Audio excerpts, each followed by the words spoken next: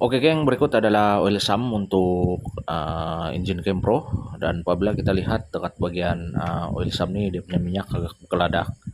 Jadi sekarang saya mau buka dia punya oil strainer ataupun dia punya mikrofon nih, mau tengok sama ada dia tersumbat ataupun tidak. Dan apabila saya ketuk-ketuk oil strainer nih ataupun mikrofon nih, dekat sini kita boleh lihat lah ada tete minyak dan keladak minyak tuh. So dia punya oil strainer nih hampir-hampir tersumbat. Dari tete minyak pun kita boleh tahu sudah dia punya mikrofonnya hampir-hampir tersumbat lah.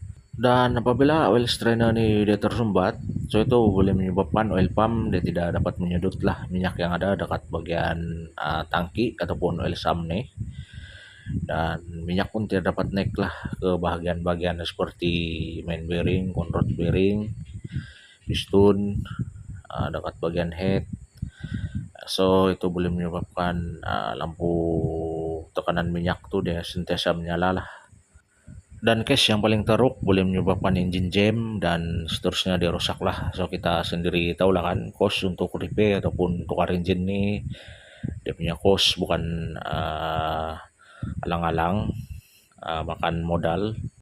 So untuk kereta ini punca utama dia yang menyebabkan oil sump nih dia berkeledak dan ada tete minyak macam nih adalah disebabkan kegagalan servis minyak engine ikut jadwal lah, dimana 3 hingga ke 6 bulan kita wajib tukar minyak engine kita bergantung minyak engine apa yang kita pakai. So dia ada fully, semi dan juga mineral, tapi kebiasaannya kita akan tukar lah di antara 3 hingga 6 bulan, sama ada bulan yang sampai dulu ataupun dia punya mileage lah bergantung minyak yang kita pakai. So untuk oil sump nih kita akan bersihkan. So untuk langkah pertama kita kena buang minyak dulu dari bagian oil pan nih. Dia punya size 14 mm, dia punya drain bolt tuh. So yang ini kita buang minyak dulu lah, baru kita ke step yang seterusnya. Selepas minyak engine habis keluar dari bagian oil pan, dia punya drain bolt nih kita pasang balik. Untuk langkah yang seterusnya kita boleh tanggalkan 3 biji skru yang ikat dekat bagian pelindung lumpur nih ataupun daun pisang nih, kita alihkan dekat tepi lah. Langkah yang seterusnya kita boleh tanggalkan kabel dekat bagian exhaust nih. Dia ada 2 biji bolt 10 mm, kurang kena keluarkan, baru kurang dikeluarkan lah dia punya kabel nih. Dan untuk langkah yang seterusnya bracket nih kurang kena tanggalkan, 2 bolt ikat dekat bagian exhaust, 2 bolt lagi ikat dekat bagian oil sump lah. So bagian exhaust yang dekat bagian bawah ini pun kita tanggalkan dia punya nut 2 biji 19 mm. Lepas itu kita keluarkan lah nih exhaust dari bagian extractor ataupun exhaust manifold nih. Kita kiau ya guna spana, dia terlepas lah itu. Untuk langkah yang seterusnya kita boleh longgarkan sampai habis 2 bolt yang terikat dekat bagian kompresor dan juga oil sump tuh ataupun oil pan tuh. So 2 bolt ini kita longgarkan sampai habis lah, kita bagi keluar macam nih. Untuk langkah yang seterusnya kita boleh tanggalkan crank sensor nih. So dia terikat oleh skru lingkih. Dan selepas itu kita boleh keluarkan lah crank sensor ini dari bagian oil sump. Dan selepas itu kita boleh tanggalkan ke semua skru 8 mm sekeliling oil sump nih ataupun oil pan nih. So kurang tanggalkan aja lah semua, size dia 8 mm sekeliling oil sump nih. Dan selepas kurang tanggalkan bagian sekeliling dia itu tadi, so dekat bagian sini ada lagi 2 biji skru 8 mm yang bertapuk dekat 2 lubang nih. So satu dekat bagian sini dan satu lagi dekat bagian sini. Kurang kena tanggalkan lah, kalau tidak nanti kalau kurang paksa kiau oil sump nih dia boleh pecah lah kalau tidak buka 2 biji skru 8 mm dekat sini. Dan selepas itu ada lagi 2 biji skru 13 mm, kurang kena buka lah dekat bagian sini. Dan selepas itu dipstick nih pun kurang kena tanggalkan dari bagian sini. So dia ada satu nut 10 mm kurang kena keluarkan, baru kurang boleh cabut lah keluar dipstick nih dari bagian oil sump. So yang ini kita cabut. Dan selepas itu kita boleh kiau lah dekat bagian sini untuk keluarkan oil sum ni dari bagian blok. So part ni saya skip aja sebab seorang, dan yang ni saya sudah bawa keluar lah dia punya oil pan ataupun oil sum. Dia nampak dekat bagian sini agak berkeladak dia punya minyak, dan ini boleh jadi salah satu punca lah mikrofon dekat dalam sini dia tersumbat. Jadi kalau dia tersumbat itu pun boleh menyebabkan minyak tidak naik lah. So untuk skru sekeliling dekat dia punya kabel ni saya sudah buka, dia ada 5 biji dekat bagian sini, kurang kena tanggalkan lah. Jadi kita mau tengok dalam dia macam mana. So beginilah rupa dalam dia. So masih ada lagi baki minyak dekat dalam nih. Jadi yang baki minyak nih kita buang dulu, nanti baru kita nampak lah macam mana dia punya rupa di dalam tuh. Selepas kita tanggalkan mikrofon nih. So mikrofon nih kita boleh tanggalkan, sama juga dia ada 2 biji bolt 10 mm yang ikat dekat sebelah menyebelah. Kurang kena tanggalkan lah. So dia punya oil strainer sudah kita tanggalkan dari bagian oil sum, dan apabila saya ketuk-ketuk dia punya oil strainer ataupun mikrofon dia nih, dekat sini kita boleh lihat lah tai-tai minyak tuh dia sudah melekat dekat bagian jaring-jaring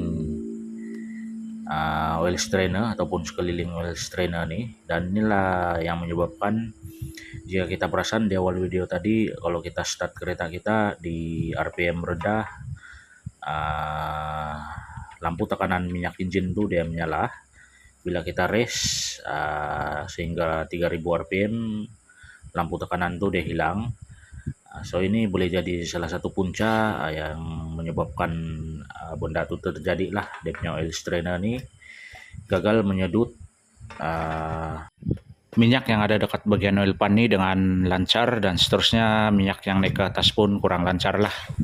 Dimana mikrofon ataupun oil strainer nih dia tersumbat oleh tai-tai minyak, itu menghalang oil pump untuk menyedut minyak yang ada dekat bagian oil sum nih. Kalau kita lihat dekat laluan dia ini pun agak berkeladak. So benda ini boleh menyebabkan oil pump tidak menyedut minyak dengan baik, dan seterusnya boleh menyebabkan komponen engine seperti conrod, main bearing. Secara kesimpulannya benda ini boleh menyebabkan engine jam lah dan rusak. So itulah penting kita ikut jadwal servis 3 hingga ke 6 bulan bergantung minyak yang kita pakai lah. Pastikan original. Dan lagi satu, elakkan menggunakan minyak yang fake.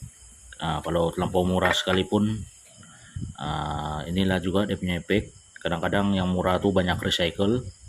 So untuk case kereta ini dia bernasib baik lah, tidak mengalami kegagalan ataupun kerusakan dekat bagian main bearing, conrod, dan lain-lain.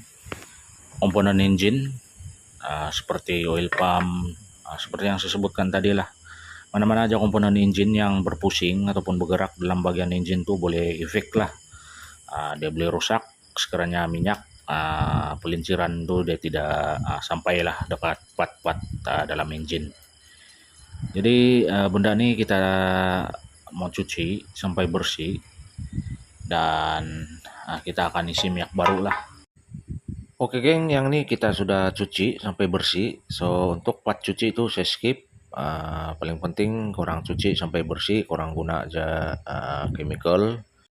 Yang paling penting pastikan dia betul-betul bersih dari bagian kerak-kerak minyak dan tai-tai minyak lah. Dan sekarang kita proses pemasangan. Sebelum itu kita kena pastikan dulu o-ring dekat bagian oil strainer ini kita tukar yang baru. Dan yang ini saya akan cover dengan gam gasket sedikit dekat bagian sekeliling dia nih, dekat bagian o-ring tuh. Tidak payah letak gam pun, kalau betul-betul baru pun boleh, tapi yang ini saya lebih suka letak gam lah sebagai extra protection. Kita mau betul-betul pastikan dia tidak kebocoran angin dekat sini, supaya oil pump pun dia sedut dengan baik lah minyak yang ada dekat bagian oil sum tuh. Yang ini kita sapu nipis-nipis aja macam nih. Jadi kalau sampai masa o-ring tuh dia keras, jadi ada lagi kabel lah gam gasket nih. Jadi kita tidak mau buat kerja 2-3 kali, jadi kita letak gam sedikit lah Lepas itu kita boleh pasang oil strainer nih dekat lubang slot yang ada dekat bagian oil sump nih. Dan paling penting selepas korang bagi masuk, kalau ada gam gasket yang terkeluar, korang wajib bersihkan supaya dia tidak bercampur dengan minyak engine yang baru nanti. Dan selepas itu kita boleh pasang dia punya bolt yang menahan dekat bagian oil strainer nih, 2 biji size 10 mm. Kita ikat dia cukup rasa lah. Lepas itu kita pasang balik dia punya kabel oil strainer nih. So kita pasanglah semua bolt 5 biji itu dekat bagian kabel nih, dan kita kemaskan cukup rasa lah ke semua bolt tuh. So sebelum kita pasang oil pan tuh dekat bagian blok, dekat bagian ini kita kena bersihkan lah dia punya gam-gam gasket yang lama. Baru kita pasang lah oil sump tuh ataupun oil pan tuh dekat bagian blok lah. Dan seterusnya kita akan apply gam gasket dekat bagian oil sump ataupun oil pan nih. Kita apply nipis-nipis keliling dia tuh. Jadi ada lebih baik kita guna gam gasket yang tahan panas untuk mengelakkan gam gasket itu dia rusak dengan cepat dan mengalami kebocoran balik lah. Jadi yang ini kita biarkan dulu beberapa menit, dalam 2 menit begitu untuk bagi dia ada keras sedikit nih gam gasket, baru kita pasang lah dekat bagian blok. So, selepas itu kita boleh pasang nih oil pan dekat bagian blok, dekat bagian crankcase. Kita bagi masuk dia, dan selepas itu kita tekan-tekan dekat bagian oil pan nih sampai dia rapat dengan bagian blok. Dan selepas itu kita boleh pasang lah ke semua bolt ataupun skru 8 mm yang ada dekat sekeliling oil sump ataupun oil pan nih. So semua dia punya bolt nih size 8 mm. Kita pasang lah. So selepas itu kita boleh pasang dan kemaskan kedua biji bolt yang terikat di antara oil sump dan juga bagian gebok tuh. Dan selepas itu kita pasang balik ring sensor ini dan kemaskan dia punya skru linki. Selepas itu pasang balik 2 biji nut 19 mm dekat bagian exhaust. Selepas itu kita boleh kemaskan 2 biji bolt yang ada dekat bagian kompresor ikon dan juga oil pan nih. Kabel exhaust dekat bagian bawah sini pun kita pasang dia punya kabel. Dan selepas itu kita boleh pasang balik bracket exhaust nih. So dia terikat dekat bagian exhaust dan juga oil pan. Dan dipstick nih korang jangan lupa pasang. Selepas kita pasang baru kita tukar oil filter dan isi minyak baru lah. Oke geng, selepas kita biarkan oil sump tuh dia punya gam gasket tuh keras dalam 30 menit hingga sejam, baru kita tuang minyak yang baru lah dekat kita punya engine. Jadi kita ikut ya minyak engine yang direkomendkan oleh manufacturer.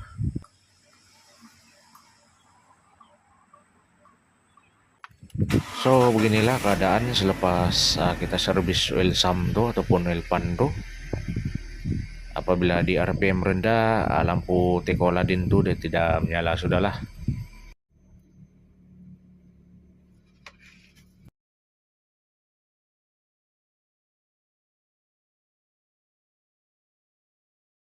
Oke geng, setakat itu saja video untuk kali ini.